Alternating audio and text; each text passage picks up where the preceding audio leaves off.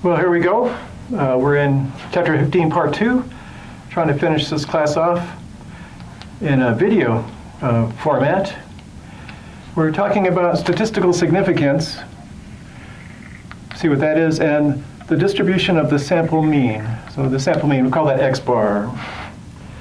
There are two possible situations you might run into. The first one is the population is normally distributed, in which case X bar is normally distributed.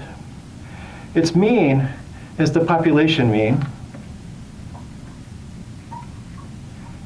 And its standard deviation is smaller. It's the population standard deviation divided by the square root of the sample size. Okay. And those same formulas hold if you sample from a population that's not normal, except that the sample mean doesn't have a normal distribution anymore. Its mean is still the population mean. Its standard deviation is still the population sigma over root n. Now, this business about X bar not being normal would be a problem, and we probably wouldn't be here today, except for the central limit theorem. The central limit theorem says, if n is large enough, X bar is approximately normally distributed. So that's our savior, so we can have statistics for non-normal populations if we have large samples. So let's go look and see what the consequences are of these formulas. We're going to look at this situation here. Normal population, mu and sigma known for the population, and mu and sigma then can be computed for X bar, and then we can find probabilities using the table. So we're going to go over here, we're going to compare probabilities for a single observation or for an average of several observations. And the answer we're going to be using there for how many is n equals 10 in our case. Okay. We're sampling from a normal population. The mean's 100. The standard deviation is 21. We want to find the probability that value is between 93 and 107.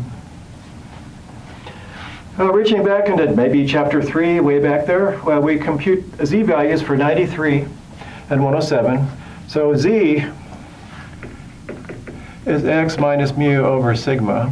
That's how we get z values. The x's are 93 and 107, so they are 93 and 107. And then the mean is 100. So there's the mu in each case. And then the standard deviation is 21. That goes downstairs. So we make those fractions. We get minus 0.33 and 0.33. Each of these values are 7 away from 100. So we get the same size z, just different signs. And we go to the tables, and we get these two probabilities being, those are the values, or the probability of being less than that value. So the chance of being less than 93 is 0.3707. And the chance of being less than 107 for, that's 0.33 z value, is 6293. And then recalling how you find the chance of being between two values, you take those less than proportions or those less than probabilities and you subtract them. So you take 6293 minus 0.3707 and you get 0.2586. All right. And then we're going to do the same thing for an average of 10 values. That says n is 10 here. The way we get the standard deviation for the sample mean is by taking the old-fashioned standard deviation and dividing by square root of n. So that's what shows up down here. What happens for z for X bar is we divide the sigma in the denominator by root n. Okay. So we actually have two z formulas, one for X, a single value, and then for an average of n values, the z value corresponding to kind of what X bar might be. The standard deviation of X bar is less than the standard deviation for X. It gets the old standard deviation divided by square root of n. So we'll go ahead and compute those here. Same 93 minus 100, 21 over square root of 10, because n was 10.